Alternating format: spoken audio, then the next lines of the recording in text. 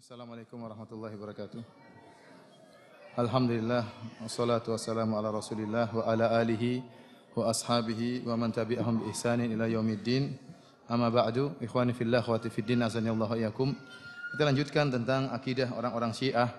Tadi pada sesi yang pertama telah kita bahas bagaimana akidah mereka tentang Al-Qur'an, dan pada sesi yang kedua ini kita buka dengan akidah mereka tentang imam, tentang keimaman. Kita tahu bahwasanya Syiah yang tersebar sekarang adalah Syiah Al-Imamiyah atau Rafidhah atau Syiah Al-Imamiyah Al-Ithnai Asyariyah, yaitu Syiah Imamiyah, karena memang benar bahwasanya Syiah terdiri dari berbagai macam sekte, ya, yang secara garis besar terdiri atas 3 sekte, yaitu Syiah Imamiyah, Syiah Zaidiyah, dan Syiah Ismailiyah.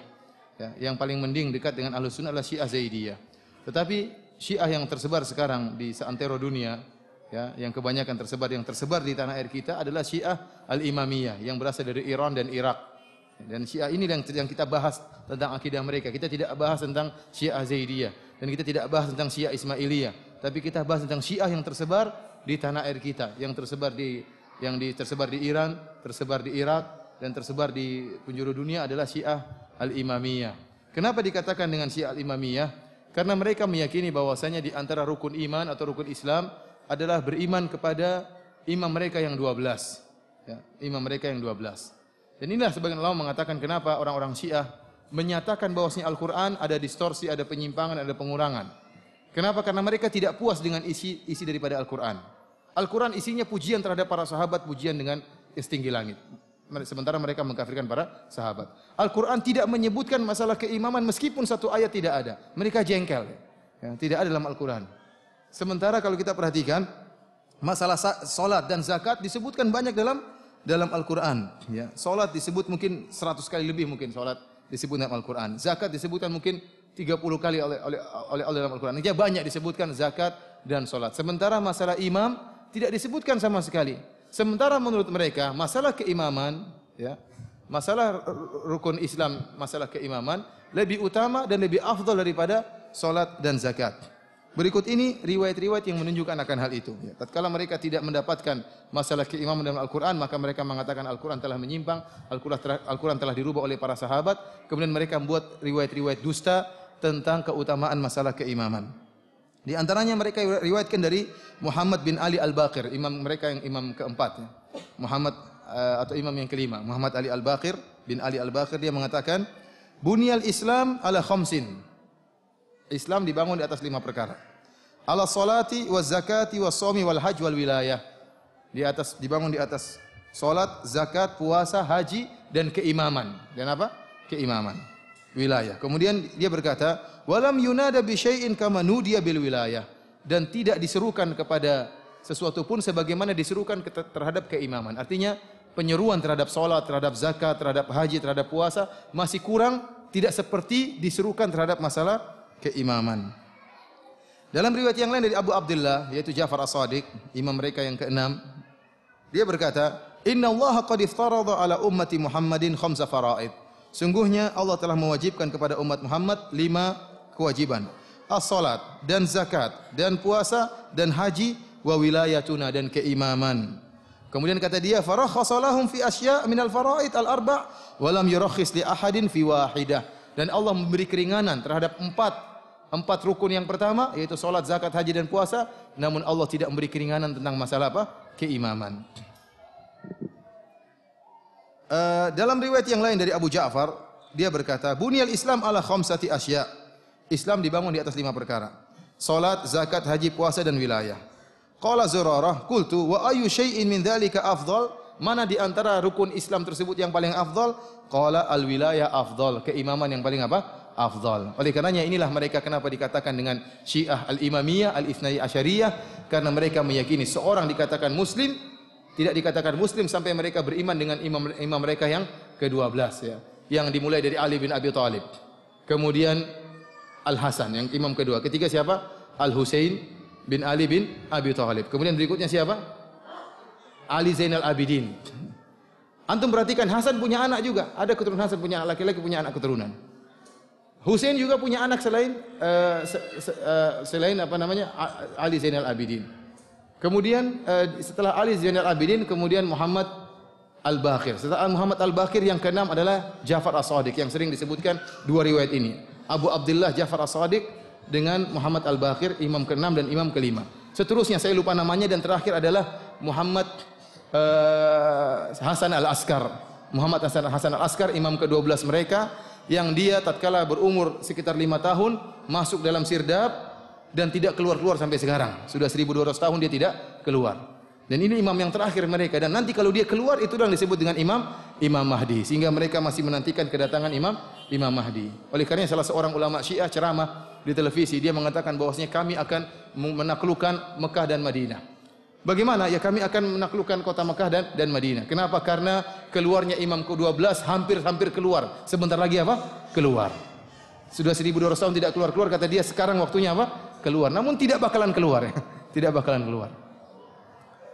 Ikhwani fillah azanillahu wa iyyakum. Oleh karenanya mereka gulu berlebih-lebihan terhadap imam-imam mereka. Sikap mereka terhadap para imam berlebihan. Kita ini dianggap kafir oleh mereka karena kita tidak beriman dengan 12 imam tersebut. Paham? Kita tidak beriman dengan 12 imam tersebut. Tapi mereka mengatakan orang hanya bisa dikatakan Islam kalau beriman dengan 12 imam tersebut. Sementara mereka terlalu gulu berlebih-lebihan terhadap para imam. Saya sebutkan dari dua buku yang mereka jadikan andalan, yaitu buku Al-Kafi lil Kulaini, Sahih Bukharinya orang-orang Syiah, dan yang kedua kitab Biharul Anwar. Kitab Biharul Anwar kitab yang besar ya. Di internet antum bisa download sekitar 110 jilid. Itu isinya akidah, banyak akidah orang Syiah, dan mereka jadikan patokan kitab Biharul Anwar. Oleh karena sebagian orang Syiah bertaqiyah. Tatkala terjadi dialog teman saya dengan orang Syiah, kata dia, "Kamu jangan baca akidah Syiah dari buku yang lain, baca dari Biharul Anwar." Sama saja Biharul Anwar juga isinya kacau balau. 110 jilid isinya amburadul semuanya. Di antara dalam kitab Al-Kafi, di antara gulu mereka sifat mengkultuskan imam berlebih-lebihan, mereka membuat bab tentang keutamaan imam. Di antaranya bab al-a'immatu hum arkanul ard. Imam-imam merupakan pondasi dunia ini. Kemudian di antaranya bab al-a'immatu indahum jami'ul kutub allati nazalat min indillah. Bahwasanya para imam di sisi mereka seluruh kitab-kitab yang pernah Allah turunkan. Makanya tadi saya bilang, ya, imam mereka yang ke-12 bukan cuma bawa Al-Qur'an 3 jilid ya. Tapi dia juga bawa apa? Kitab Taurat, kitab Zabur, kitab Injil, Suhuf Ibrahim, Suhuf Musa. Seluruh kitab yang pernah turun kepada Rasul semua dibawa oleh Imam Muhammad Al-Askar yang sekarang sedang sembunyi, sudah 1200 tahun tidak pernah keluar. Ini gulu ya. Nabi saja tidak tahu kitab Injil dan Taurat. Nabi tahu atau tidak? Tidak tahu. Nabi tidak tahu. Dan Nabi tidak pernah memegang kitab Taurat dan Injil. Bahkan Nabi tatkala melihat Umar membaca Taurat atau Injil, Nabi marah. Dan sementara dia mengatakan, imam kami seluruh kitab yang pernah diturunkan oleh Allah ada sama dia. Kemudian bab ya'lamuna jami'al ulum allati kharajat ilal malaikati wal anbiya wal mursalin. Bahwasanya para imam kami yang 12 mengetahui seluruh ilmu yang keluar kepada malaikat dan nabi dan rasul. Jadi ilmunya Nabi Muhammad, ilmunya Nabi Musa, Nabi Isa, Nabi Khidir, semuanya digabungkan. Ilmunya Jibril, ilmunya Mikail, ilmunya Israfil, seluruh malaikat gabung diketahui oleh siapa? Sang imam. Ini berlebih-lebihan seperti ini. Kemudian diantaranya bab ya'lamuna ilmah ma kana wa ma yakun wa annahu la yakhfa alaihim syai'. Bahwasanya para imam mengetahui ilmu yang telah lalu dan ilmu yang akan datang, dan tidak ada pun yang tersembunyi bagi mereka. Oleh karenanya mereka mendatangkan sebuah riwayat yang membuktikan bahwasanya para imam mengetahui masa depan. Ilmu yang masa lalu dan ilmu masa depan para imam mengetahui seluruhnya. Di antaranya Abu Abdullah Ja'far As-Shadiq pernah bersumpah, "Wa Rabbil Ka'bah," demi Rabbnya Ka'bah, demi Allah Subhanahu wa taala. Dia bersumpah 3 kali, "Wa Rabbil Ka'bah, wa Rabbil Ka'bah, wa Rabbil Ka'bah. Lau kuntu baina Musa wal Khadir la akhbartuhuma anni a'lamu minhuma wa la amba'tuhuma bima laysa fi aydihima li'anna Musa wal Khadir alaihi assalam u'tiya ilma makana wa lam yu'taya ilma ma yakun." Kata Abu Abdullah, imam yang ke-6, kalau saya hadir tatkala pertemuan Musa dan Khadir, Nabi Khidir ya, maka saya akan kabarkan kepada mereka berdua, "Wahai Musa, wahai Khadir, saya lebih pandai daripada kalian berdua." Dan saya akan kabarkan kepada mereka berdua tentang ilmu yang tidak mereka miliki berdua. Kenapa? Karena Musa dan Khadir diberikan ilmu tentang masa lalu, dan walam yu'taya ilma ma yakun, dan mereka tidak diberikan ilmu masa depan. Wa ma huwa kainun hatta taquma sa'a, dan mereka berdua tidak diberitahukan tentang ilmu yang akan terjadi sampai hari kiamat. Adapun kami mengetahuinya. Ini ghulu, dan ini saya bilang ini bodohnya orang Syiah. Kenapa? Nabi Khidir diberitahu oleh Allah tentang masa depan atau tidak? Diberitahu bahwasanya anak ini bakalan kalau besar bakalan menjerumuskan kedua orang tuanya. Namun orang Syiah goblok, kalau berdusta tidak pandai berdusta. Ini contohnya seperti ini. Tapi sikap mereka berlebihan. Dan aneh, ya akhi, di antara kegoblokan orang Syiah, mereka mengatakan para imam mengetahui masa depan secara mutlak. Sekarang kalau para imam tahu masa depan, kenapa Hasan bisa diracuni? Al Hasan radhiyallahu taala anhu, Hasan bin Ali, bagaimana dia meninggal dunia? Diberi racun. Kalau dia tahu bahwasanya tahu masa depan, dia akan tahu si fulan akan meracuni saya dan dia tidak akan diracuni. Kalau para imam mengetahui masa depan, kenapa Husain bin Ali bin Abi Thalib terbunuh di Karbala? Tatkala datang surat-surat merayu Husain, datanglah kepada kami akan baiat engkau, kami penduduk Kufah akan baiat engkau wahai Husain. Husain mengutus Muslim bin Aqil untuk mengecek kebenaran surat-surat tersebut. Kalau dia tahu masa depan, tidak perlu dia ngecek-ngecek seperti itu.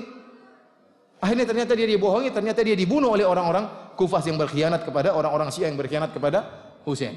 Kalau tahu ilmu gaib, tidak mungkin. Ali bin Abi Thalib bagaimana terbunuh? Dibunuh oleh Abdurrahman bin Muljam. Kalau Ali bin Abi Thalib tahu masa depan, tidak bakalan dibunuh oleh Abdurrahman bin Muljam. Oleh karena ini kudustan orang-orang Syiah yang berlebihan kepada para imam. Itu dari kitab Al-Kafilul Kulaini. Sekarang kita ambil dari kitab Biharul Anwar tentang para imam. Lihat, di antara bab-bab yang dibuat oleh Al-Majlisi dalam Biharul Anwar, bab ya'lamuna jami'al alsun wal lugat wa yatakallamuna biha. Bab bahwasanya para imam mengetahui seluruh bahasa, seluruh lisan dan seluruh bahasa. Wa yatakallamuna biha, bahkan mereka para imam berbicara dengan seluruh bahasa. Oleh karenanya imam mereka bisa bahasa Jawa, bisa bahasa Bugis, bisa bahasa Lombok. Semua bahasa dia bisa.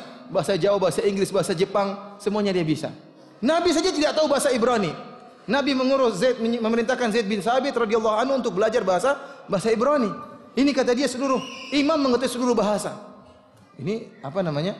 Keanehan yang luar biasa. Berlebihan kepada para imam. Kemudian bab a'lamu minal anbiya. Para imam lebih tahu daripada para nabi. Bab tafdiluhum 'alal anbiya wa anna ulil azmi innama saru ulil azmi bihubbihim. Tentang pengutamaan para imam di atas para nabi. Dan sesungguhnya para rasul ulul azmi, mereka tidaklah menjadi ulul azmi kecuali karena mereka cinta kepada imam yang 12. Bab yaqdiruna 'ala ihya'il mauta wa ibra'il akmah wal abras wa jami'a mu'jizatil anbiya. Bab bahwasanya para imam bisa menghidupkan orang-orang mati. Kenapa Ali bin Abi Thalib tidak dihidupkan oleh Hasan? Ya. Kenapa Hasan tidak dihidupkan oleh siapa? Husain. Kenapa Husain tidak dihidupkan? Nangis-nangis kan bisa dihidupkan sama anaknya Muhammad Ali Zainal Abidin. Ini konyol, maksudnya konyolnya orang-orang Syiah seperti ini. Wa ibra'il ahmah, bisa menyembuhkan orang yang buta dan bisa menyembuhkan orang terkena penyakit baras. Wa jami'a mu'jizatil anbiya, dan mereka bisa melakukan seluruh mukjizat para nabi. Bisa melakukan seluruh mukjizat para nabi. Ini merupakan sikap berlebihan kepada para imam. Jadi dari sini kita paham bagaimana kebatilannya akidah orang-orang Syiah. Jadi mereka menggambarkan dalam buku-buku mereka, dalam riwayat-riwayat mereka, bahwasanya imam mereka, Imam Mahdi mereka, Muhammad bin Hasan al-Askar, adalah imam yang sangat hebat. Kalau dia keluar, dia bisa menghancurkan gunung. Dia bisa menumbangkan pohon. Ya. Namun kok tidak keluar-keluar? Sekarang saatnya keluar mestinya, membantu orang-orang Iran di Suriah. Atau untuk menumbangkan Mekah dan Madinah, menumbangkan kerajaan Arab Saudi. Kok tidak keluar-keluar? Mereka menyebutkan dalam kitab-kitab mereka, Imam Muhammad bin Hasan al-Askar, imam ke-12 yang sudah 1200 tahun sembunyi, dia tidak keluar karena takut. Takut dengan orang-orang sunnah, takut dengan daulah mana, dia ketakutan. Sekarang sudah saatnya dia tidak takut. Kenapa? Dia sudah hebat, sudah gede. Kalau dulu masih 5 tahun, sekarang sudah 1250 tahun umurnya. Harusnya sudah tidak takut. Kemudian sudah memiliki kejagoan, kehebatan yang luar biasa. Sekarang sudah ada negara Syiah. Harusnya saatnya dia keluar. Namun tidak keluar-keluar. Karena memang imam yang ke-12 ini memang tidak ada. Ini hanyalah khurafat yang merupakan hayalan orang-orang Syiah. Ikhwani fillah azanillahu wa iyyakum, ini di antara akidah orang Syiah tentang keimaman. Kemudian di antara akidah orang Syiah yang parah, yaitu akidah Syiah tentang para sahabat radhiyallahu taala anhum. Ikhwani fillah azanillahu wa iyyakum, kita ketahui bahwasanya agama kita, agama Islam dibangun di atas kemuliaan para sahabat. Kenapa? Karena agama kita dibangun di atas Al-Quran dan Sunnah Nabi Sallallahu Alaihi Wasallam. Dan bagaimana Al-Quran dan Sunnah bisa sampai kepada kita melalui jalannya siapa? Jalan para sahabat. Dan kita punya riwayat yang mutawatir. Bagaimana sampai Al-Quran kepada kita? Secara mutawatir sampai kepada kita.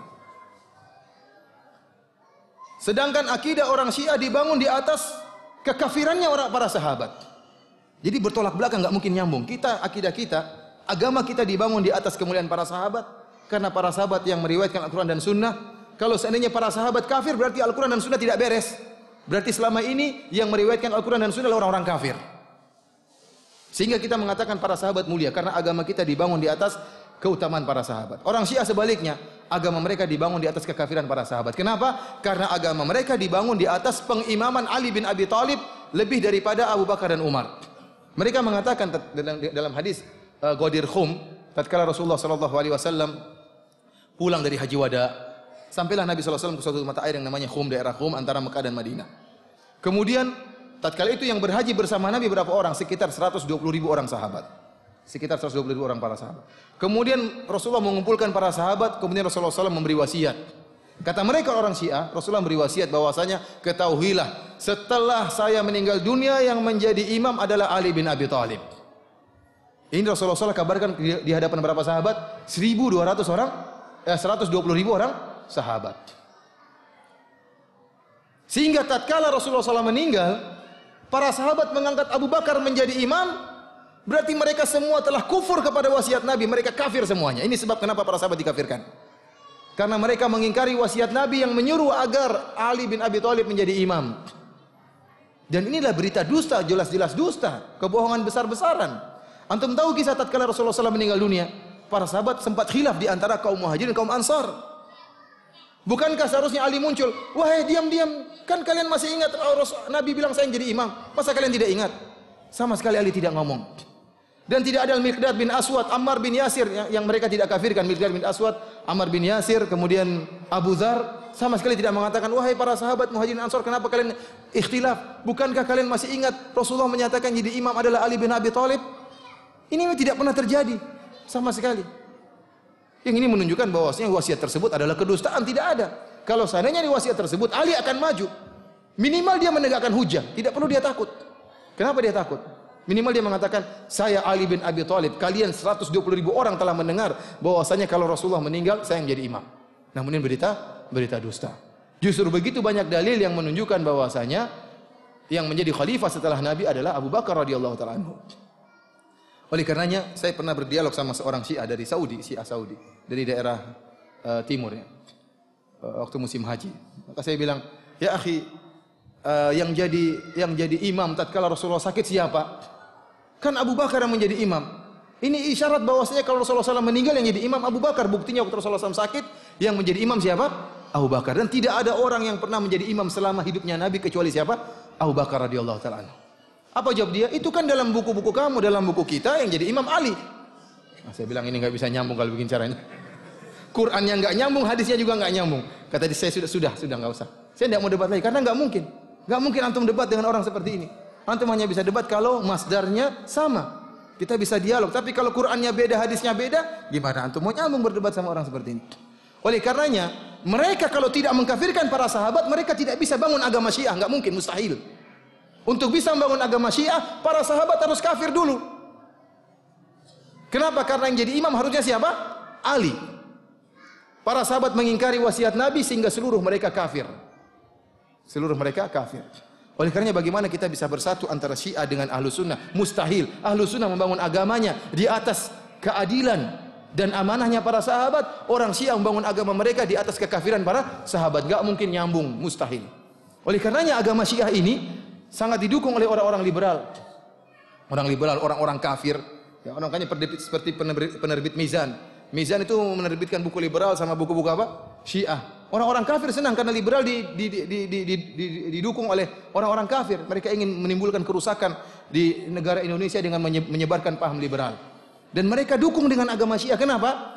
Karena agama Syiah ingin memisahkan antara umat Islam dengan teladan mereka. Siapa teladan mereka? Para para sahabat. Kita kalau ingin menyemangati anak-anak kita bilang, wahai anakku kamu jadi seperti Umar loh. Hebat, jadilah kamu seperti Abu Bakar. Kita banyak contoh para sahabat. Jadi kepada putri-putri kita, jadilah kamu seperti Aisyah, seperti Zainab, seperti Ummu Salamah. Namun tatkala para sahabat semuanya kafir, tidak ada teladan bagi kaum muslimin. Seperti anak ayam kehilangan induknya. Siapa yang mau mereka tiru? Para sahabat semua kafir. Generasi terbaik umat ini dikafirkan oleh orang-orang Syiah, dan ini yang diinginkan oleh orang kafir, untuk supaya para kaum muslimin tidak punya kejayaan. Kalau kaum muslimin ingat dengan kejayaan para sahabat, mereka akan rindu dengan kejayaan tersebut. Mereka punya semangat berjuang, mereka punya semangat untuk kembali lagi kepada kejayaan. Kenapa? Pernah berjaya para sahabat radhiyallahu taala anhum. Tapi tatkala para sahabat kafir, rusak semua, ya sudah. Para sahabatnya kafir, apalagi kita. Ini disenangi oleh orang-orang kafir, orang-orang barat, orang non muslim. Ikhwani fillah azanillahu iyyakum. Sebagaimana saya katakan tadi bahwasanya agama orang-orang Syiah dibangun di atas pengkafiran para sahabat. Oleh karenanya di antara doa yang paling afdal yang mereka agung-agungkan dan disebutkan dalam banyak buku mereka, bahkan disyarah dalam banyak buku doa tersebut, adalah doa sonamai Quraisy. Doa tentang dua berhala orang-orang Quraisy. Siapa maksudnya dua berhala orang-orang Quraisy? Yaitu Abu Bakar dan Umar. Di antara doanya seperti ini. Kata mereka, Ali bin Abi Thalib senantiasa berdoa dalam witir, dalam salat witir dia berdoa dengan doa tersebut. Doanya, Allahumma al'an sonamai Quraisy. Ya Allah, laknatlah dua berhala orang Quraisy. Siapa maksudnya? Abu Bakar dan Umar. Wajibtaihima wa tagutaihima wa ifkaihima wa ibnataihima. Ya Allah, laknatlah ya mereka berdua ini, dua berhala orang Quraisy, sihir mereka berdua, togut mereka berdua, kedustaan mereka berdua, dan laknatlah dua putri mereka. Siapa? Aisyah dan Hafsah. Aisyah dan siapa? Hafsah. Dua-duanya dikafirkan oleh orang-orang karena Hafsah anaknya Umar, Aisyah anaknya Abu Bakar radhiyallahu taala anhu. Kemudian dia berdoa lagi, wa khallidhuma finnar, ya Allah kekalkanlah mereka berdua dalam neraka jahanam. Wal an ansarahuma, ya Allah laknatlah penolong mereka ini. Jadi antum semua dilaknat oleh orang Syiah karena antum mencintai Abu Bakar dan Umar. Setiap hari antum didoakan oleh orang-orang Syiah agar celaka. Ya. Oleh karena ikhwani fillah, bagaimana kebencian mereka terhadap para sahabat radhiyallahu taala anhum. Kemudian mereka berkata, barang siapa yang membaca doa ini, maka seakan-akan dia ikut perang bersama Nabi SAW dalam perang Badar, dalam perang Uhud, dan dalam perang Hunain, dan dia telah melepaskan 1 juta anak panah. Ini pahalanya baca doa ini. Oleh karena ikhwan, para orang-orang Syiah setiap saat mereka mencela Abu Bakar dan Umar. Setiap saat mereka mencela para sahabat. Kerjaan mereka mencela para sahabat. Mereka ke Madinah, ke Makkah, kerjanya mencela para sahabat. Mereka datang ke kuburan Nabi untuk mencela Abu Bakar dan Umar. Lebih afdal kalau mencela secara langsung. Mereka datang ke syuhada Uhud, mereka juga tidak puas-puasnya mereka mencela para sahabat. Di syuhada Uhud kata mereka, ya Allah laknatlah pembunuh para syuhada Uhud. Padahal di antara para pembunuh syuhada Uhud ada yang masuk Islam seperti Khalid bin Walid, Abu Sufyan, Ikrimah bin Abi Jahal, ya, Sufyan bin Umayyah, banyak orang-orang yang masuk Islam dari para sahabat. Karena laknat mereka semua. Karena asalnya mereka mengkafirkan para sahabat. Sampai salah seorang dosen di Jamiah Islamiyah mengatakan, ya ikhwani, para sahabat daiman mereka senantiasa mencela para orang-orang Syiah Rafidhah. Setiap saat mereka mencela para sahabat. Sampai pada detik ini jam 7:03 mereka juga sedang mencela para sahabat. Karena sampai dia tekankan setiap detik itu ada celaan terhadap para sahabat. Kenapa? Karena agama mereka dibangun di atas memaki dan mengkafirkan para sahabat. Di antara pernyataan mereka bahwasanya para sahabat telah kafir, seperti dalam kitab Al-Kafil Al-Kulaini dari Abu Ja'far alaihissalam, dia berkata, kana nasu ahla riddatin ba'da Nabi sallallahu alaihi wasallam illa thalathatan. Sungguhnya orang-orang setelah wafatnya Nabi sallallahu alaihi wasallam semuanya murtad kecuali 3 orang. Ya. Fakultu wa manis thalatha? Aku bertanya, siapa 3 orang tersebut? Katanya Al-Miqdad bin Al-Aswad wa Abu Dzar Al-Ghifari wa Salman Al-Farisi. Cuma 3 orang yang selamat. Al-Miqdad, kemudian siapa? Abu Dzar, kemudian siapa? Salman Al-Farisi. Kadang mereka tambah yang keempat, Ammar bin Yasir radhiyallahu taala anhu, karena Ammar ikut dalam pasukan Ali bin Abi Thalib. Inilah yang mereka kafirkan, yang katakan menurut mereka tidak kafir. Ikhwani fillah azanillahu iyyakum, tentunya akidah mereka ini merupakan akidah yang penuh dengan kebatilan, yang kalau kita lihat dalam Al-Quran terlalu banyak dalil-dalil yang menjelaskan tentang keutamaan para sahabat. Ya. Dalam Al-Quran sangat begitu banyak, dan juga dalam hadis-hadis Nabi SAW begitu banyak.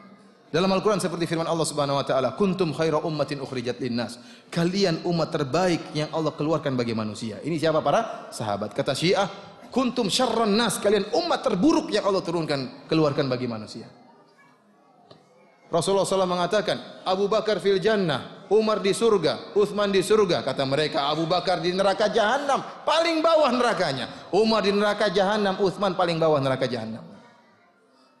Aisyah, Rasulullah SAW ditanya, man ahabun nasi ilaik, siapa yang paling kau cintai ya Rasulullah? Aisyah yang paling saya cintai. Kata mereka, Aisyah di neraka jahanam paling bawah.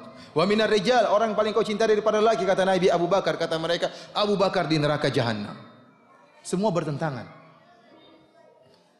Allah Subhanahu wa taala berfirman, "Was-sabiqunal awwaluna minal muhajirin wal ansar walladzina tabauhum bi ihsan radhiyallahu anhum wa radu'an wa adda lahum jannatin tajri tahtaha al-anhar."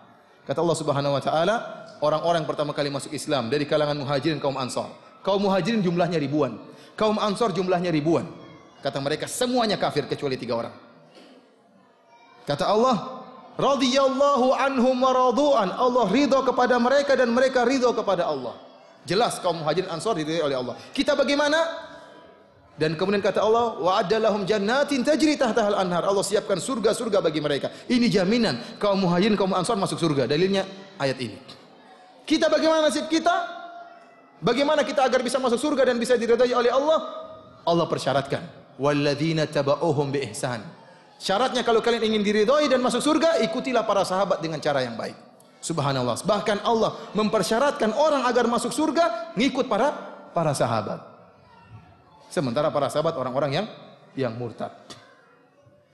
Allah Subhanahu wa taala terlalu banyak, cuma saya ringkaskan. Seperti firman Allah Subhanahu wa taala, "Laqad radiyallahu 'anil mu'minin idh yubayyi'unaka tahta syajarati fa'alima ma fi qulubihim wa anzala sakinata 'alaihim wa atsabahum fathan qariba." Kata Allah Subhanahu wa taala, sungguh laqad, ini penekanan dalam bahasa Arab. Sungguh Allah telah ridha kepada orang-orang mukminin, para sahabat. Idh yubayyi'unaka tahta syajarah, tatkala mereka membaiat engkau di bawah sebuah pohon wahai Muhammad. Siapa? Ashabus syajarati ridwan, ashabul bai'ah. Jumlah mereka 1.300 orang. Dalam hadis kata Nabi, tidak ada yang membaiatku di bawah pohon ini kecuali masuk surga, kecuali si fulan dari munafik. Satu orang saja yang Rasulullah SAW istifnakan, yang Rasulullah SAW kecualikan. Seluruhnya masuk surga kata Nabi SAW.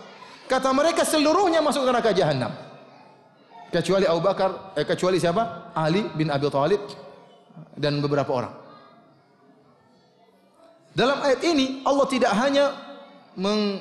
tidak hanya merekomendasi zahirnya para sahabat, bahkan Allah merekomendasi hati para sahabat. Kata Allah, fa'alima ma fi qulubihim, dan Allah mengetahui isi hati para sahabat. Isi hati para sahabat. Bahkan dalam kasus Bai'atul Ridwan, waktu itu Utsman bin Affan radhiyallahu taala anhu diutus oleh Nabi untuk mengecek kondisi kota Mekah. Bahkan Utsman berjalan sendiri masuk dalam kota Mekah, kemudian tidak balik-balik. Saya para sahabat mengatakan jangan-jangan Utsman telah terbunuh. Lihat bagaimana Utsman bin Affan dengan begitu beraninya diutus oleh Nabi masuk dalam kota Makkah, karena Rasulullah di luar waktu itu belum bisa masuk, terhadang. Sehingga Rasulullah mengutus Utsman untuk mengecek dalam kota Makkah. Dan ini adalah perjalanan maut, bisa jadi Utsman dibunuh. Sampai para sahabat menyangka Utsman telah dibunuh. Sehingga Rasulullah SAW tatkala para sahabat membaiat, kata Rasulullah SAW, saya membaiat atas nama Utsman. Kenapa Rasulullah menyangka Utsman meninggal dunia? Kata mereka, Utsman di neraka jahanam. Ikhwani fillah azanillahu wa iyyakum, inilah buruknya orang-orang Syiah. Dan terakhir saya ingin menyampaikan satu ayat. Banyak ayat, cuma saya langkah-langkah. Di antara ayat yang sangat menakjubkan, ya. Firman Allah Subhanahu wa taala, Muhammadur Rasulullah walladzina ma'ahu asyidda'u 'alal kuffar rahama'u bainahum. Muhammad utusan Allah, dan orang-orang bersama Nabi Muhammad itu para sahabat. Bagaimana sifat mereka? Asyidda'u 'alal kuffar, keras terhadap orang-orang kafir. Ruhama'u bainahum, dan mereka saling cinta kasih di antara mereka. Tarahum ruk'an sujjadan yabtaguna fadlan minallahi wa ridwana. Lihat, Allah mengatakan, kau akan melihat mereka para sahabat ruk'an sujjadan, ruku' dan sujud. Allah merekomendasi isi hati mereka. Kenapa mereka ruku' dan sujud? Kata orang-orang Syiah, karena mereka orang-orang munafik. Abu Bakar radhiyallahu anhu salat di belakang Muhammad, tapi dia bawa berhala di kalungnya sehingga dia sujud kepada berhala. Kata Allah, ruk'an sujada yabtaguna fadlan minallahi wa ridwana. Mereka ruku dan sujud karena mengharapkan karunia dari Allah. Allah tazkiyah niat mereka. Allah tazkiyah, Allah rekomendasi niat mereka. Mengharapkan karunia dari Allah dan mengharapkan keridhaan Allah Subhanahu wa taala. Simahum fi wujuhi min athari sujud. Dan dalam wajah mereka nampak bekas sujud. Kata Allah, dzalika mathaluhum fit Taurat. Inilah perumpamaan para sahabat dalam Taurat. Jadi para sahabat sudah dipuji oleh Allah dalam kitab Taurat. Di Taurat sudah dipuji para sahabat bahwasanya akan datang Muhammad, Rasul terakhir bersama para sahabat yang mulia. Kata mereka murtad semuanya para sahabat ini.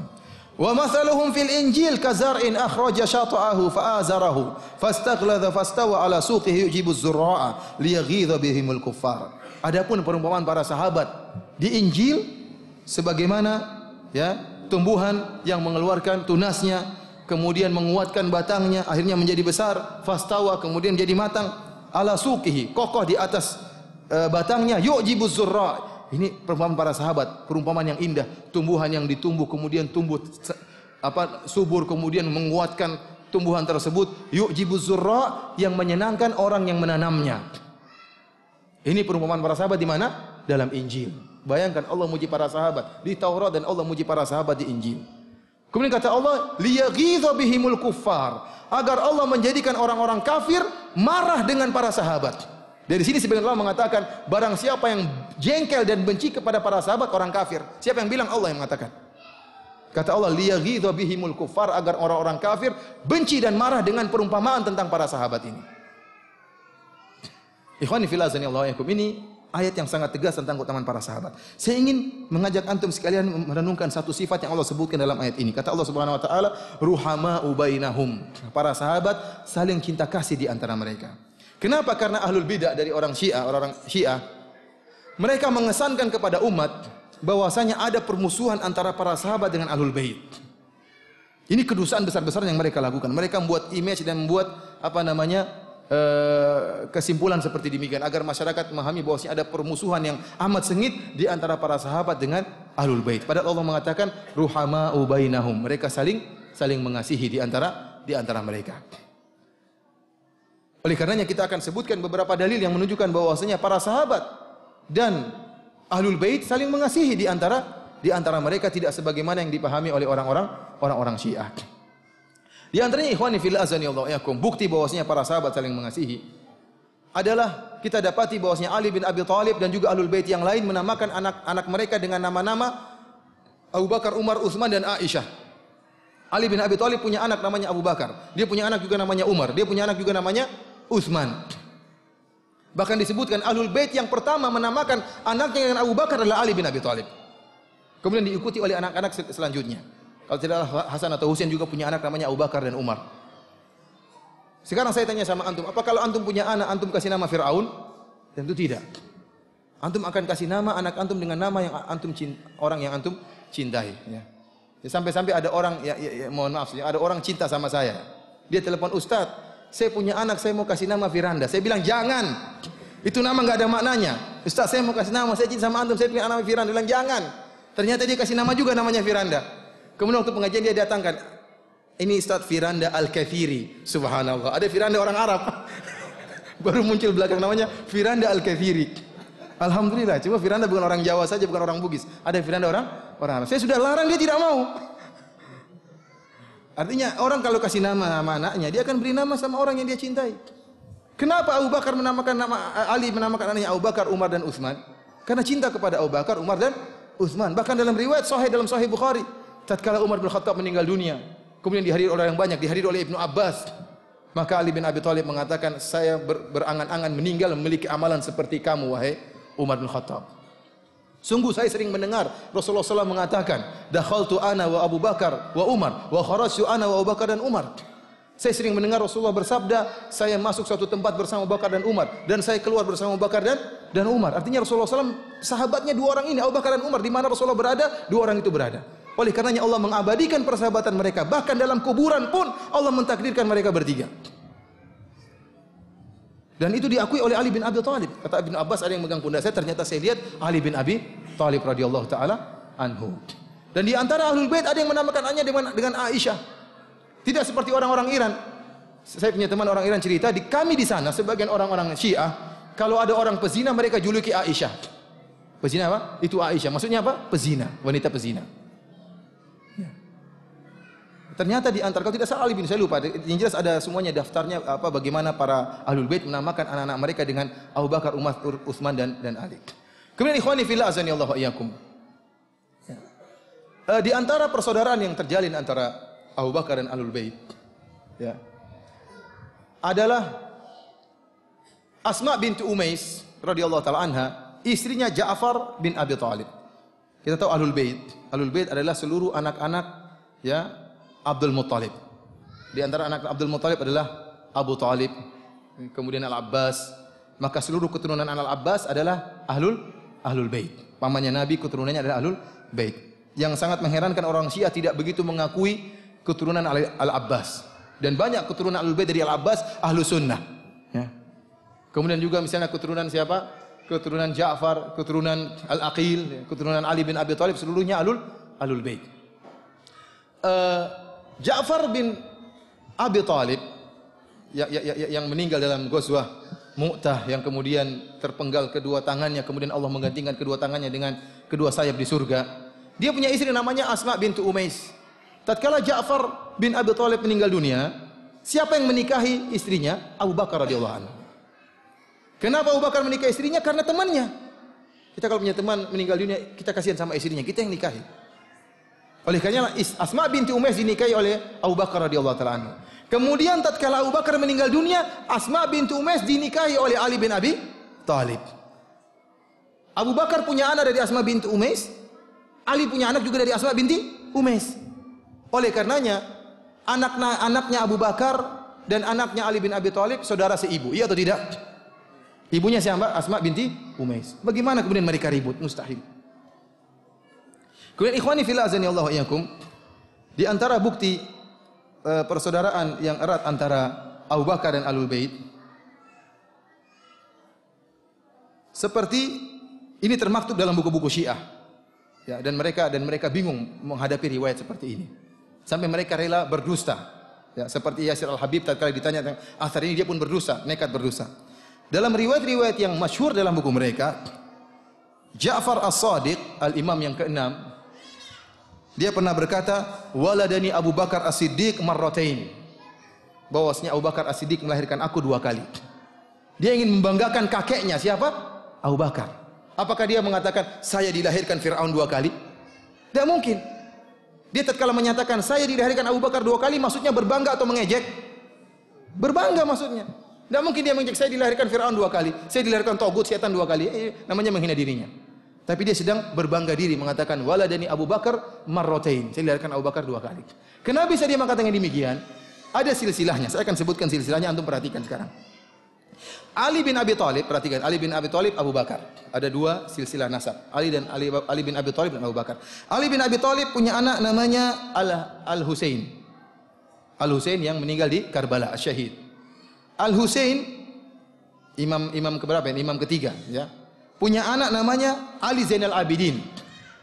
Ali bin Husain Zainal Abidin, imam yang keberapa? Yang keempat. Ali bin Husain punya anak namanya Muhammad Al-Baqir. Ini imam yang keberapa? Ke-5. Muhammad bin Ali Al-Baqir. Abu Bakar, di antara anak-anaknya ada 2 orang, Muhammad bin Abi Bakar dan Abdurrahman bin Abu Bakar. Muhammad bin Abu Bakar dan Abdurrahman bin Abu Bakar. Muhammad punya anak namanya Al-Qasim. Muhammad punya anak namanya siapa? Al-Qasim. Abdurrahman punya anak namanya Asma. Saya ulang, Abu Bakar, Muhammad, Abdurrahman. Muhammad punya anak Al-Qasim, Abdurrahman punya nama siapa? Asma. Rupanya sepupuan ini menikah. Asma dengan Al-Qasim menikah. Ini sepupuan tidak? Sepupuan. Punya anak namanya Ummu Farwah. Ummu Farwah ini dia dari sisi bapak kakeknya juga Abu Bakar, dari sisi ibu juga kakeknya Abu Bakar. Paham atau tidak? Dia dari sisi bapak Qasim Muhammad Abu Bakar. Dari sisi ibu Asma Abdurrahman Abu Bakar. Inilah kenapa kemudian Ummu Farwah ini menikah dengan Muhammad Al-Baqir. Berarti kan Ahlul Bait menikah sama keluarga Abu Bakar, ya atau tidak? Cucunya Abu Bakar menikah, punya anak imam yang ke-6. Namanya siapa? Ja'far As-Shadiq. Makanya Ja'far As-Shadiq bangga, dia mengatakan waladini Abu Bakar marratain, aku dilahirkan Abu Bakar dua kali. Karena dari sisi kakek, dari sisi bapak kakek saya Abu Bakar, dari sisi ibu kakek saya Abu Bakar. Kalau ternyata Ahlul Bait sama keluarga Abu Bakar bertengkar, tidak mungkin ada pernikahan seperti ini. Apalagi dia bangga-banggakan. Oleh karenanya mereka bingung tatkala menghadapi riwayat dalam buku-buku mereka, ternyata Ja'far As-Shadiq membanggakan Abu Bakar, saya dilahirkan kakek saya 2 kali. Tatkala ditanya seperti Yasir Al-Habib, kok ada riwayat, kata dia, ini cuma nukilan dari buku Ahlus Sunnah, buku Syiah menukil dari perkataan Ahlus Sunnah. Ini dusta benar, dusta. Kalau itu cerita bohong, kenapa dinukil? Kalau memang itu dari Ahlus Sunnah, kenapa dinukil? Ternyata bukan nukilan dari Ahlus Sunnah. Mereka ngomong sendiri dalam buku-buku mereka. Bahwasanya riwayat mereka mengatakan Ja'far As-Shadiq berkata, Abu Bakar telah melahirkan aku 2 kali. Dalam Sahih Bukhari, Abu Bakar radhiyallahu ta'ala anhu suatu saat keluar dari masjid bersama Ali, kemudian dia melihat Hasan atau Husain, maka dia pun menggendong Hasan, kemudian dia mengatakan syabihun bin Nabi la syabihun bi Ali. Sambil dia mengangkat Hasan di pundaknya, dia mengatakan, sambil dia mencandai Ali bin Abi Thalib, dia mengatakan, wahai Ali bin Abi Thalib, putramu ini mirip Nabi bukan mirip kamu. Maka Ali pun tertawa. Bahkan dalam hadis dia mengatakan, la qarabatu Rasulillah sallallahu alaihi wasallam ahabbu an asil min qarabati. Sungguhnya kerabat Nabi sallallahu alaihi wasallam lebih saya sukai untuk saya sambung daripada kerabatku sendiri. Ya. Urkubu Muhammadan fi ali baiti.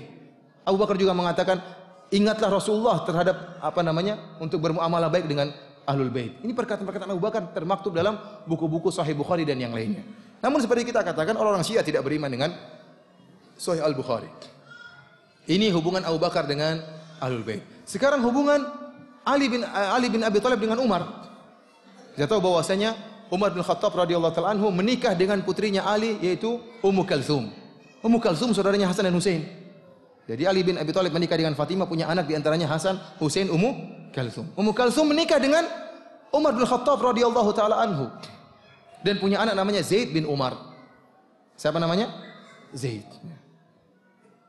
Oleh karenanya tidak mungkin Umar bin Khattab, tidak mungkin Ali bin Abi Thalib menikahkan putrinya dengan syaitan, dengan taugut. Tidak mungkin. Orang-orang Syiah kebingungan menghadapi riwayat seperti ini. Kata mereka, Ali bin Abi Thalib, ya, karena demi maslahat dia menikahkan putrinya dengan siapa? Umar. Kenapa Ali bin Abi Thalib menamakan anak-anaknya dengan Abu Bakar, Umar dan Utsman? Ya karena demi maslahat, untuk mengambil hati siapa? Karena khawatir terjadi sesuatu. Subhanallah. Begitu penakutkah Ali bin Abi Thalib sehingga rela menamakan anaknya dengan nama-nama penjahat gara-gara takut sama Abu Bakar dan Umar? Apakah begitu takut kepada Umar bin Khattab sehingga rela menikahkan putrinya dengan seorang tagut? Ya, ini menunjukkan penghinaan terhadap Ali bin Abi Thalib. Ikhwani fillah azanillahu wa iyyakum. Oleh karenanya ikhwani fillah azanillahu wa iyyakum, dari sini kita ingat tentang firman Allah ruhama'u bainahum. Ya, kasih sayang yang timbul di antara para sahabat. Terkadang ditimbulkan berita-berita yang tidak benar. Contohnya seperti mereka menggambarkan tatkala Fatimah setelah meninggalnya Rasulullah SAW, Fatimah kemudian minta warisan dari Nabi, warisannya Nabi, di Fadak yang ada di Khaybar. Kemudian Fatimah akhirnya setelah itu tidak berbicara dengan Abu Bakar. Kata mereka, lihat, Abu Bakar menyakiti Fatimah. Ya. Ini memang pernah terjadi, tapi ini bukan berarti permusuhan di antara mereka. Ya. Abu Bakar, coba antum jadi Abu Bakar. Datang Fatimah radhiyallahu taala anha, minta warisan Nabi. Kemudian datang Nabi mengatakan, ingat, saya tidak mewarisi ma taroknahu sadaqah. Apa yang kami tinggalkan merupakan sedekah. Antum ikut perkataan Fatimah atau perkataan Abu Bakar, perkataan Nabi sallallahu alaihi wasallam. Terlebih-lebih lagi ternyata hadis ini, ya, inna nahnul anbiya lam nuwarrits ma taroknahu sadaqah. Kami para nabi tidak mewariskan, apa yang kami tinggalkan adalah sedekah. Ternyata termaktub dalam banyak buku-buku Syiah. Namun mereka tidak menyarah hadis ini. Kenapa? Karena bertentangan dengan keinginan mereka. Bertentangan dengan keinginan mereka. Namun Nabi Abu Bakar radhiyallahu taala anhu tatkala tidak memberikan warisan kepada Fatimah, karena warisan tersebut memang adalah sedekah, dan Abu Bakar mengatakan, saya akan melanjutkan sebagaimana yang dilakukan oleh ayahmu. Bukankah, saya tanya sama antum, waktu Nabi SAW meninggal, yang menjadi ahli waris berapa orang? Istri-istrinya ahli waris atau bukan? Bukan. Fatimah ahli waris atau bukan? Bukan. Namun istri-istri Nabi tidak ada yang menuntut. Menunjukkan mereka paham betul tentang apa? Tentang hadis tersebut. Fatimah mungkin menyangka ada kekhususan tentang harta Fadak tersebut. Karena waktu Rasulullah masih hidup, diberikan harta tersebut kepada Fatimah, sebagaimana diberikan juga kepada istri-istri Nabi sallallahu alaihi wasallam. Abu Bakar mengatakan, saya akan melanjutkan apa yang dilakukan oleh ayahmu. Artinya Abu Bakar tidak menyerahkan Fadak sebagai milik harta Fatimah, tetapi tetap bagiannya diberikan kepada siapa? Fatimah. Taib, 6 bulan kemudian Fatimah meninggal dunia. Kemudian naiklah siapa? Abu Bakar meninggal dunia, naiklah Umar. Tatkala Fatimah sudah meninggal dunia, kenapa Ali bin Abi Thalib tidak menuntut kalau itu memang harta milik siapa? Fatimah. Bukankah kalau Fatimah meninggal yang mewarisi siapa? Ali dan anak-anaknya. Kenapa Ali bin Abi Thalib tidak menuntut? Kemudian setelah zaman Umar, setelah zaman Utsman, bahkan tatkala Ali menjadi khalifah, dia pun tidak mengambil harta Fadak tersebut. Oleh karena mereka katakan setelah itu Abu Bakar atau Umar memukul Fatimah sampai kemudian tulang rusuknya patah dan macam-macamnya. Kita bilang, mana Ali bin Abi Thalib? Penakutkah dia tatkala istrinya disiksa oleh Abu Bakar dan Umar? Ini kedosaan besar-besar yang dilakukan oleh orang Syiah, menggambarkan bahwasanya permusuhan di antara Ahlus Sunnah dengan Ahlul Bait. Namun ini tidak benar semua. Kita ingat firman Allah yang tegas, ruhama'u bainahum, bahwasanya para sahabat saling mencintai di antara mereka. Ikhwani fillah azani Allah iyyakum. Oleh karena saya katakan bahwasanya mencela para sahabat adalah akidahnya orang-orang Syiah dan melazimkan hal-hal yang buruk. Tatkala mereka mengkafirkan para sahabat berarti mereka mencela Allah Subhanahu wa taala. Kenapa? Tidak ada kemungkinan kecuali dua kemungkinan bagi Allah Subhanahu wa taala. Kita katakan kepada orang-orang Syiah, wahai orang-orang Syiah, kalian mengatakan para sahabat seluruhnya kafir kecuali 3 atau 4 orang. Allah tahu enggak mereka bakalan kafir? Jawabannya cuma satu di antara dua. Allah tahu atau Allah tidak tahu. Kalau mereka mengatakan Allah tidak tahu, mereka kafir. Berarti Allah tidak tahu masa depan. Sementara imam mereka tahu masa depan, Allah tidak tahu. Ini kafir atau tidak? Kafir. Kemungkinan kedua mereka mengatakan Allah tahu. Kalau Allah tahu, kenapa Allah memuji para sahabat dalam Al-Quran? Tidak ada celaan sedikit pun dalam Al-Quran terhadap para sahabat. Berarti Allah sengaja menyesatkan hamba-hambanya. Berarti Al-Quran ini bukan kitab huda wa nur, bukan kitab petunjuk dan cahaya, tapi kitabul dhalal, kitab kesesatan.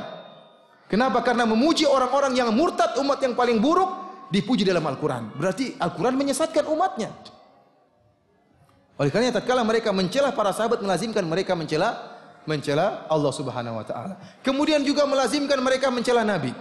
Kita bilang Nabi sallallahu alaihi wasallam tatkala Nabi, siapa yang mendidik para sahabat? Nabi. Yang mendidik para sahabat Nabi langsung. Bahkan bukan cuma Nabi yang langsung mendidik para sahabat, bahkan tatkala Nabi mendidik para sahabat diawasi langsung oleh Allah. Jadi Allah juga ikut mendidik para sahabat. Buktinya apa? Kalau ada para sahabat melakukan kesalahan, Allah tegur. Nabi melakukan kesalahan, Allah tegur.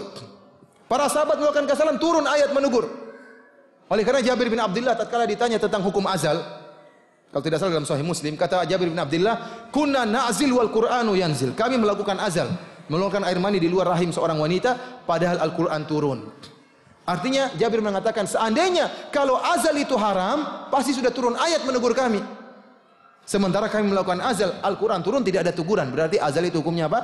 Boleh. Artinya apa? Allah langsung mengawasi. Tatkala Nabi mendidik para sahabat, Allah mengawasi. Ternyata meskipun Nabi mengajar langsung para sahabat, bahkan diawasi oleh Allah, ternyata gagal pengajaran pendidikan Nabi sallallahu alaihi wasallam. Padahal Allah berfirman, "Huwallazi ba'atsa fil ummiyina rasulan minhum yatlu 'alaikum ayatihi wa yuzakkihim wa yu'allimuhumul kitaba wal hikmah." Allah mengutus Nabi sallallahu alaihi wasallam, fungsinya apa? Wa yuzakkihim, untuk mentazkiyah para sahabat. Ternyata Nabi gagal. Dan orang yang mencela para sahabat berarti mencela gurunya. Antum bayangkan, Nabi mendidik para sahabat 23 tahun gagal. Begitu Nabi mati murtad semuanya. Ini berarti Nabi gagal dalam mendidik. Dan orang yang meyakini para sahabat kafir, mereka bisa ragu dengan Islam. Islam ini agama gimana? Wong nabinya saja tidak berhasil mendidik apa? Muridnya. 23 tahun lagi, bukan mendidik setahun 2 tahun, tidak, 23 tahun Nabi didik. Ternyata murtad semuanya. Berarti mencela para sahabat melazimkan mencela Nabi dan juga mencela agama ini. Dan juga melazimkan mencela Ahlul Bait. Mencela Ahlul Bait sebagaimana tadi kita jelaskan. Berarti melazimkan Abu Bakar adalah Ali bin Abi Thalib adalah seorang penakut. Ali bin Abi Thalib menikahkan putrinya dengan seorang tagut. Kemudian Al Hasan menyerahkan tampuk kepemimpinan kepada Muawiyah. Kalau Muawiyah kafir berarti Hasan bin Ali bin Abi Thalib berarti menyerahkan kepemimpinan kepada seorang kafir. Ini pengkhianatan besar-besaran kepada umat Islam. Ikhwani fillah azani Allah iyyakum. Tentunya ini hanya sekedar sedikit dari akidah orang-orang Syiah yang tentunya menjadikan kita harus berhati-hati dengan mereka ini. Karena mereka orang-orang Syiah bukanlah hanya sekedar ideologi, ya, tetapi ideologi yang mengarah kepada politik. Oleh karenanya mereka di mana-mana mereka berada, mereka berusaha menguasai. Seperti di Suriah dulu dikuasai Ahlus Sunnah, kemudian tatkala datang Hafiz Asad, bapaknya Bashar Asad, kemudian menggulingkan kekuasaan dan akhirnya menguasai Ahlus Sunnah dan membantai Ahlus Sunnah. Ya. Di Bahrain mereka berusaha mengadakan penggulingan kudeta terhadap pemerintah yang ada. Mereka ingin menguasai dunia. Di Saudi tidak ada demonstrasi kecuali yang melakukan oleh orang-orang Syiah, dan lihat bagaimana adilnya Ahlus Sunnah. Ya, Ahlus Sunnah yang digambarkan oleh orang Syiah sebagai Khawarij, Wahabi, Khawarij, bengis, suka membunuh darah kaum muslimin, ternyata orang Syiah dibiarkan di Saudi. Bukankah orang Syiah tinggal di Qatif misalnya di daerah timur Saudi, bahkan tinggal mereka juga sebagian di kota Madinah. Mereka diberikan hak sebagai warga negara. Mereka sekolah juga dibayar oleh pemerintah Saudi. Mereka juga boleh berbisnis, dan mereka juga bahkan masuk dalam sebagian pemerintahan sebagai polisi dan yang lainnya, orang-orang Syiah. Dan mereka juga kalau sakit gratisan. Coba kalau Ahlus Sunnah di daerah Syiah, dibasmi, dibunuh, dipersempit. Adapun Ahlus Sunnah, orang-orang Ahlus Sunnah, tatkala ada orang Syiah, mereka tetap aja baik kepada mereka selama mereka tidak mengganggu, tidak disakiti. Ya, karena Nabi SAW demikian sikap beliau terhadap orang-orang munafik. Orang-orang munafik. Oleh karenanya orang-orang Syiah sering mengatakan, kalau kami memang bukan orang Muslim, kenapa kami boleh berhaji dan umrah di kota Mekah dan Madinah? Jawabannya, karena KTP-mu KTP Islam, KTP Islam. Coba kalau KTP-mu KTP Syiah, ya tidak akan masuk di mana? Di Arab Saudi. Jangankan kamu, bahkan orang-orang Ahmadiyah yang jelas-jelas kafir mengaku ada nabi baru boleh berhaji di Mekah dan Madinah. Kenapa? KTP-nya KTP Islam, KTP Muslim. Tapi kalau KTP-nya Ahmadiyah tidak akan dibiarkan masuk. Oleh karena ikhwani fillah azanillahu wa iyyakum, bagaimanapun kita berbuat adil kepada mereka, kita tetap harus berhati-hati. Karena orang-orang Syiah mereka punya makar. Ya. Lihat sekarang mereka jumlahnya sedikit, mereka sudah berani mengancam Ahlus Sunnah. Bagaimana jika mereka kemudian memiliki jumlah yang banyak dan mereka terus berkembang, dan Iran tidak putus-putus yang beri bantuan. Iran adalah negara dakwah. Mereka punya dana khusus untuk apa? Untuk dakwah. Bahkan mereka membeli para kiai-kiai, dibeli supaya diam, bahkan membela orang Syiah. Dia undang ke Iran, setelah pulang sudah diam, enggak banyak omong. Ya, bahkan membela Syiah, bahkan mengaburkan, mengatakan Syiah tidak semuanya sesat, Syiah bermacam-macam. Kita bilang iya bermacam-macam, tapi yang ada di Indonesia Syiah Rafidhah Imamiyah. Ini membuat bingung orang masyarakat. Kasihan banyak orang masyarakat tertipu. Gara-gara uang dia kemudian membela Syiah. Mungkin dia selamat di dunia, tapi di akhirat dia tidak akan selamat. Ini kesesatan yang mereka lakukan. Oleh karena ikhwani fillah azanillahu wa iyyakum, hendaknya kita mengingatkan saudara-saudara kita, dan yang bisa kita lakukan adalah menyampaikan hakikat orang-orang Syiah agar umat Islam tidak terpedaya. Demikian, semoga apa yang saya sampaikan bisa bermanfaat bagi kita semua. Wallahu taala alam bissawab. Berikut pertanyaan-pertanyaan yang saya pilih, yang bisa saya jawab, yang tidak bisa ditanyakan kepada ustadz yang lain. Ana baca di internet kalau MUI Jawa Timur baru saja memfatwakan Syiah sesat. Apakah benar-benar bahwasanya MUI Jawa Timur, ya alhamdulillah, memfatwakan Syiah adalah sesat, dan sebagian ikhwan menyebarkan fatwa tersebut. Ya, karena kenapa sebagian kiai membela orang-orang Syiah? Ya. Paling tidak memandang ini masalah remeh, padahal tidak remeh. Masalah akidah bukan remeh. Bagaimana kita bisa toleransi dengan orang yang mengkafirkan Abu Bakar dan Umar? Bagaimana kita bisa toleransi kepada orang yang mengatakan Abu Bakar penyembah berhala, mengatakan Umar bencong, homoseksual? Bagaimana kita bisa toleransi dengan orang yang mengatakan Aisyah pezina? Bagaimana kita bisa toleransi dengan mengatakan Al-Quran sudah berubah? Tidak mungkin toleransi, mustahil. Antum toleransi terhadap kekufuran. Tidak ada toleransi dalam hal ini. Oleh karenanya kita dapati sebagian kiai toleransi, bahkan membela, mengatakan Syiah adalah mazhab yang kelima, mazhab yang ketujuh, mazhab yang keberapa. Kita bilang jangan bicara mazhab fikih, bicara masalah akidah. Kalau bicara masalah fikih boleh, mungkin ada pendapat ke-100, ke-200 enggak jadi masalah. Yang jadi masalah akidah. Ini bicara tentang inti daripada akidah. Al-Quran ada perubahan, ini akidah yang sangat berbahaya. Bagaimana kita toleransi dengan orang seperti ini? Oleh karenanya benar fatwa MUI Jawa Timur tersebut.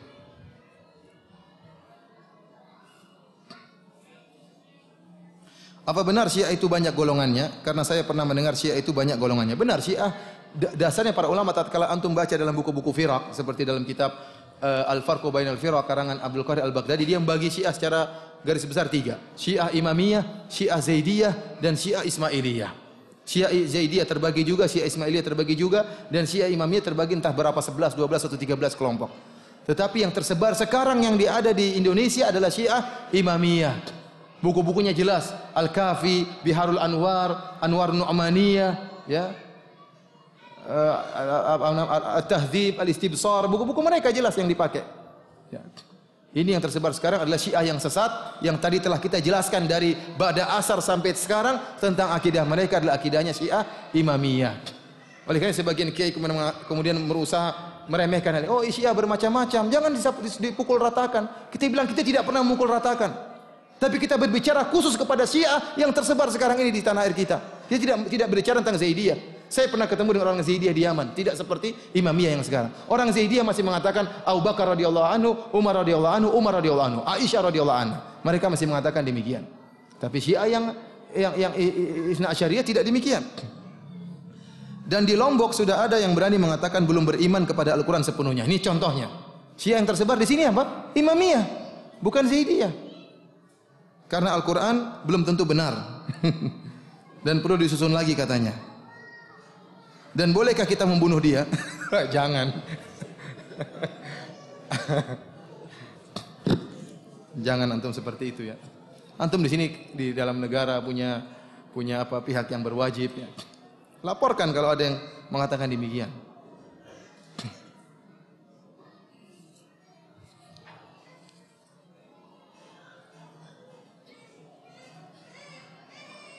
Bagaimana sikap kita dengan ada usulan salah seorang ikhwan yang ingin mendata orang-orang Syiah yang ada di Lombok untuk menjaga hal yang di luar dugaan di kemudian hari? Boleh-boleh saja. Itu antara bentuk kehati-hatian ya. Didata siapa orang-orang Syiah yang ada di Lombok, terutama yang merupakan dai. Hati-hati.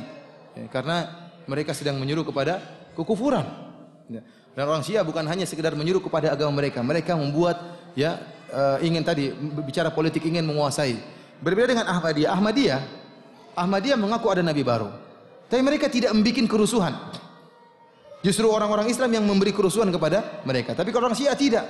Orang Syiah kalau mereka berkuasa mereka akan bikin kerusuhan. Ya. Dan mereka bikin kegaduhan. Ini orang Syiah. Oleh karena hati-hati. Kan orang Syiah tidak dilarang berhaji. Ini sudah saya jawab tadi. Ya, karena KTP-nya KTP apa? Muslim. Nabi SAW membolehkan orang-orang munafik tinggal di Madinah. Di Madinah ada orang munafik atau tidak? Selama KTP-nya Muslim tidak jadi masalah. Tapi kalau KTP-nya Syiah ya tidak boleh.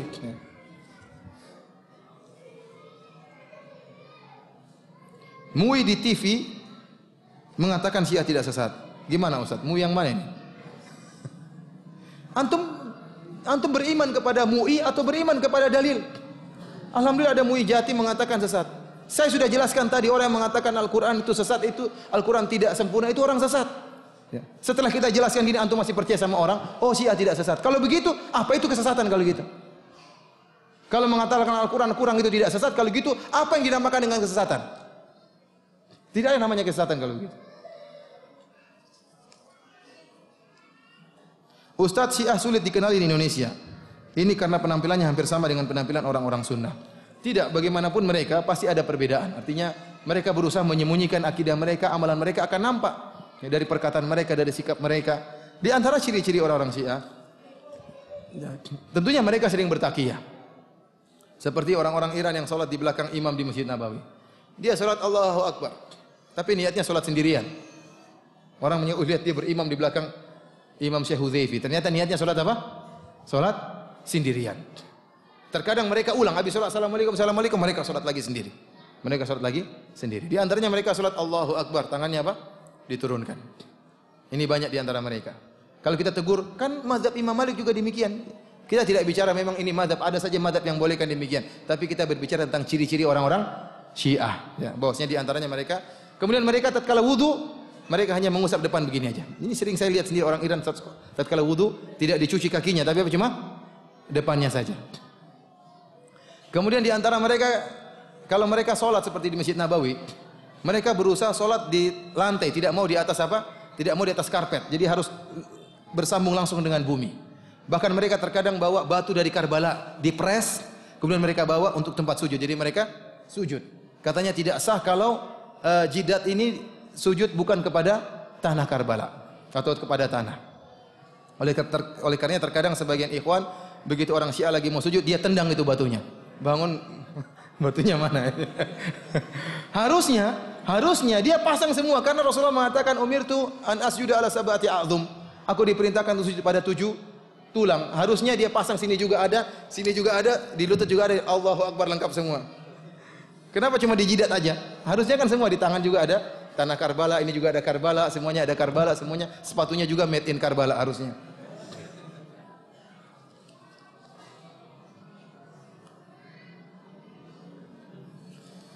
Siapa tokoh-tokoh Syiah yang ada di Indonesia yang perlu diwaspadai? Yang jelas Jalaluddin Rahmat. Jalaluddin Rahmat dia tokoh seorang Syiah ya, yang Syiah kelas berat ya. Kemudian ada orang-orang yang menganggap wallahu alam dia Syiah atau tidak, tapi dia meremehkan masalah ini. Kata dia Syiah dan Sunnah mungkin bersatu. Syiah bukan suatu yang berbahaya. Ini ada orang-orang seperti ini. Entah dia Syiah atau tidak, wallahu alam. Tapi yang jelas dia seakan-akan meremehkan masalah Syiah ya. Dia mengatakan Syiah dan Sunnah mungkin bersatu. Seperti contohnya Quraisy Shihab yang mengatakan jilbab tidak wajib. Bahkan kemarin saya ngisi di Metro TV, di Masjid Metro TV, mereka laporkan baru saja ada pengajian Quraisy Shihab, ditanya, ya Ustadz, suami saya menyuruh saya berjilbab. Saya mau berjilbab tapi suami saya melarang saya berjilbab. Mana yang saya ikuti? Kata Quraisy Shihab, ikut suamimu, tidak usah berjilbab. Ini diantaranya dia menulis buku yang tadi tentang pembelaan terhadap Syiah. Tapi dia Syiah atau bukan, wallahu alam bishawab. Saya tidak tahu. Tapi yang jelas dia ada seakan-akan meringankan masalah antara Syiah dengan Sunnah.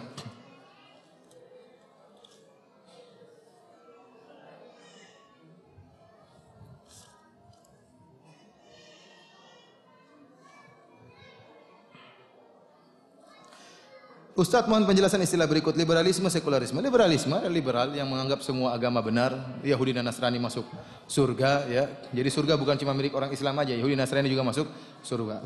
Adapun sekularisme adalah kehidupan sekuler, berusaha memisahkan antara agama dengan kegiatan duniawi. Jadi kata mereka agama yang penting di masjid saja, di luar daripada masjid itu dunia murni ya. Ini sekuler. Ustaz, tolong sebutkan imam ahlul bait yang ahlu sunnah. Semua imam ahlul bait ahlu sunnah. Hasan, Husain, Zainal Abidin, Muhammad Al-Baqir, Ja'far As-Shadiq, semuanya ahlu sunnah.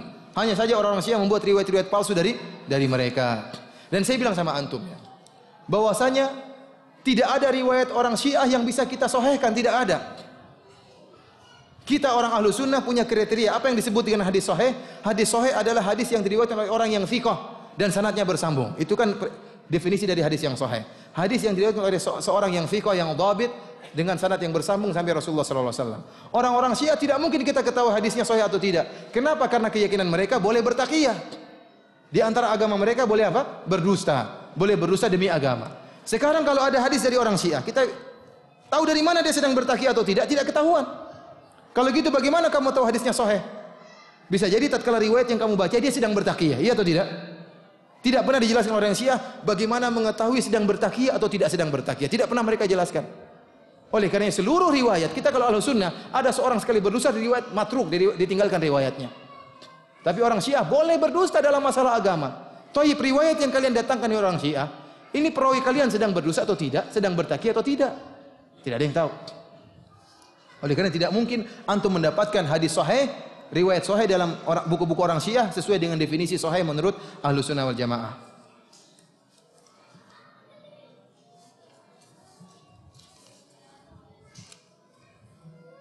Mengapa hadis dari Ahlul Bait jarang kita terima? Tidak benar. Mana? Semua riwayat kita terima. Riwayat dari Ali bin Abi Thalib ya. Justru misalnya hadis-hadis Ali bin Abi Thalib kita terima, seperti tadi hadis yang kita sebutkan tadi. Adapun maksudnya riwayat Ahlul Bait dari sampai Ja'far As-Shadiq dari buku Al-Kulainiyah, ini bagaimana kita mau terima kalau isinya seperti ini?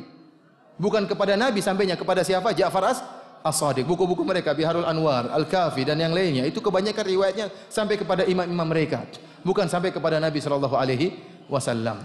Justru kita dapati orang-orang ahlu sunnah meriwayatkan kemuliaan Ahlul Bait. Contohnya Aisyah radhiyallahu anha. Aisyah radhiyallahu anha yang meriwayatkan hadis tentang kemuliaan Fatimah. Fatimah ya, sayyidu nisa'il alamin. Fatimah adalah pimpinan seluruh wanita di atas muka bumi ini. Siapa yang meriwayatkan?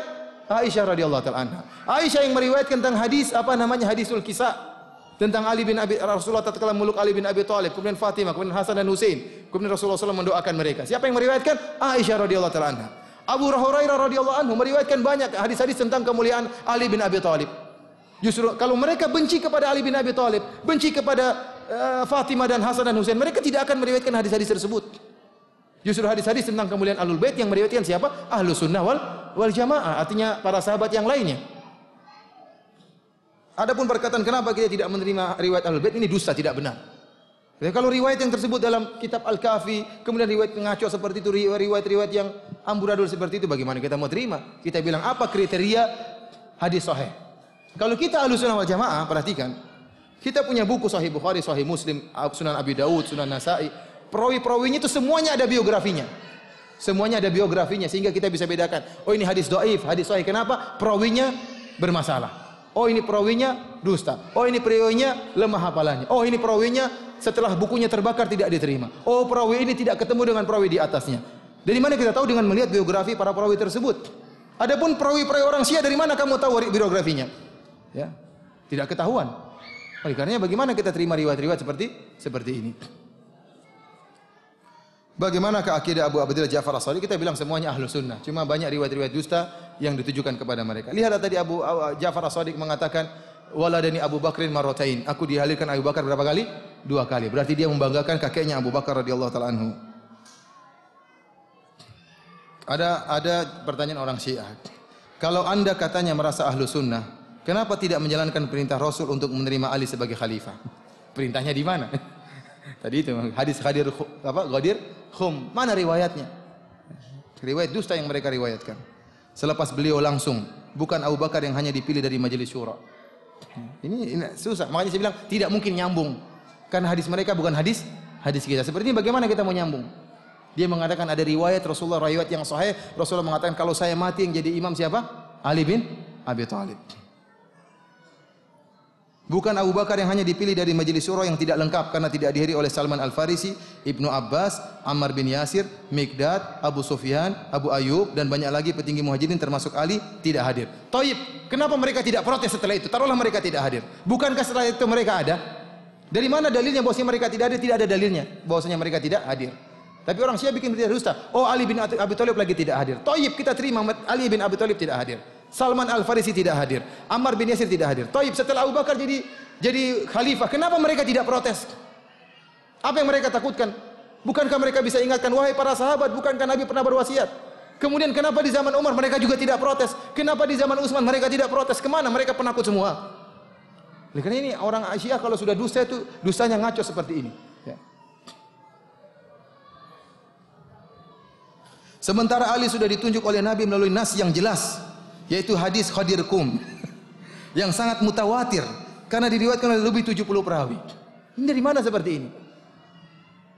7 perawi. Benar dalam Sahih Bukhari ada hadis Ghadir Khum, tapi bukan begitu bunyinya bahwasanya kalau saya mati yang menjadi wali siapa? Ali bin Abi Thalib. Ini dari buku mereka. Tapi kalau hadis Ghadir Khum bahwasanya Rasulullah mewasiatkan untuk memperhatikan Ahlul Bait, hadis dalam Sahih Bukhari ada hadis ini. Tapi kalau maksudnya kalau saya mati jadi Imam Ali bin Abi Thalib, tidak ada. Bagaimana dikatakan mutawatir? Ini kebodohan orang Syiah. Demikianlah ikhwani fillah azanillahu wa iyyakum. Ada beberapa syubhat yang ditanyakan tapi saya tidak ingin membahas, itu butuh bahasan yang panjang lebar lagi, terutama mungkin ada sebagian fitnah perlu dijelaskan secara panjang lebar. Oleh karenanya semoga apa yang kita sampaikan ini bermanfaat ya. Kalau orang Syiah memberikan syubhat-syubhat pinggiran, antum jangan pedulikan, sudah antum tahu akidahnya. Antum terkena syubhat dari Al-Qur'an Al-Qur'an tidak sempurna. Kemudian para imamnya lebih daripada para nabi, kemudian para sahabat seluruhnya kafir. Sudah cukup untuk saya tidak mau terima meskipun berbagai macam syubhat yang kau lontarkan. Ya. Kalau kita tidak bisa menjawab syubhat ini, kita punya jelas akidah mereka ngaco. Ya. Lihat bagaimana kezaliman mereka yang mereka lakukan sekarang di Suriah. Belum lagi mut'ahnya mereka. Oleh karenanya banyak anak-anak muda yang ikut Syiah. Kenapa? Karena ada mut'ahnya. Enaknya itu di situ. Mut'ahnya orang Syiah. Jadi mereka senang masuk Syiah ya karena ada mut'ahnya. Allah taala alam bisawab. Demikian saja. Semoga bermanfaat. Wabillahi taufiq wal hidayah. Assalamualaikum warahmatullahi wabarakatuh.